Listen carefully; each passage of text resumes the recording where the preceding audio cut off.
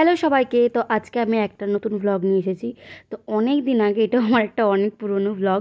তো অনেক দিন আগে আমি গেছিলাম তারাপীঠে। তো গেছিলাম অ্যাকচুয়ালি মুর্শিদাবাদ বেড়াতে গেছিলাম, তো সেখান থেকে তারাপীঠ হয়ে ফিরেছিলাম। তো আমার লাইফের ফার্স্ট টাইম তারাপীঠ, কিন্তু ভাবিনি যে এইভাবে মায়ের কাছে, মানে আমি জীবনে প্রথমবার মায়ের কাছে যাবো, তাও এইভাবে, মানে সেইভাবে আমি ঠিক নিজের মনের মতো করে পুজো করতে পারিনি বা পুজো দিতে পারিনি। তো যাই হোক, মায়ের বলে না, মায়ের ডাক যখন যেখানে আসবে তুমি ঠিক পৌঁছে যাবে। তো আমরা এই বাসটা করে এসেছি। তো এসে দেখো সবাই নামছে বাস থেকে। তো আমরা সবাই নেমে পুজো দিতে যাব। তো এখন আমরা এই যে ভালোবাসার তারাপীঠ, খুব সুন্দর কিন্তু তারাপীঠটা। আমার জীবনে প্রথমবার, আমি ভাবিনি যে এত সুন্দর একটা এক্সপিরিয়েন্স হবে। কিন্তু হ্যাঁ, আমি আরেকবার আসতে চাই এখানে। তো এই যে এখান থেকে সোজা গিয়ে আমরা মন্দিরে যাচ্ছি, মন্দিরে গিয়ে পুজো দেবো। তো প্রথমবার মানে এতদিন তো মা তারার ছবি, শুধু ছবি দেখেছি, ফোনেতে দেখেছি, ছবি দেখেছি, কিন্তু সামনে রিয়েল চোখে মা তারাকে দেখবো এই প্রথমবার।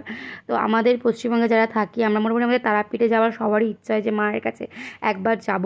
তো এখানে এসে আর এত সুন্দর লাগছিল, এত সুন্দর একটা পজিটিভিটি ভাইব ছিল।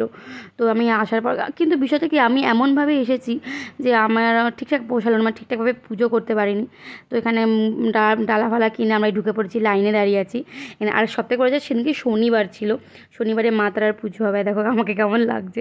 অ্যাকচুয়ালি এটা আমার এক রাত ঘুমানো নেই। আগের দিন রাতে আমি সারা রাত জাগা ছিলাম। পরের দিন সারা দিন ঘোরাঘুরি করেছি মুর্শিদাবাদে, আর তারপরে সোজা ফিরছি। তো খুব টায়ার্ড ছিলাম, ঠিক আছে। আর দেখো পুজো করবো বলে রয়েছে এখানে। তো ভেতরে মা তারার ওখানে ফোন অ্যালাউ ছিল না, তো ওইটুকুই অ্যালাউ করেছে। তো এই দেখো আমি পুজো টুজো দিয়ে চলেছি, দেখো মাথায় ওই টিপ পরে আছি। তো এখান থেকে বেরোলাম, বেরিয়ে কি বলবো আর কি, খুব ভালো লেগেছিলো। খুব সুন্দর মায়ের, মানে আমি জাস্ট এক্সপেক্ট করিনি, আমি ভাবিনি যে আমার সঙ্গে মা তারার এইভাবে দেখা হয়ে যাবে। মানে কোনো দিনই মায়ের কাছে আমি যাওয়ার, মানে বলতে গেলে দেখো, এমনি তো আমি ভাবতাম যে আমি মাতার সাথে দেখা করতে যাব, কিন্তু এইভাবে যে দেখা হবে সেটা ভাবিনি। তো এটা বলে না যে ভগবান, যে মা তোমাকে ডাকলে তোমার তুমি সেখানে যাবেই, না ডাকলে এতদিন ডাকেনি, কিন্তু আজকে এমনই ডেকেছে যে আমি এমনভাবে এসে পড়লাম।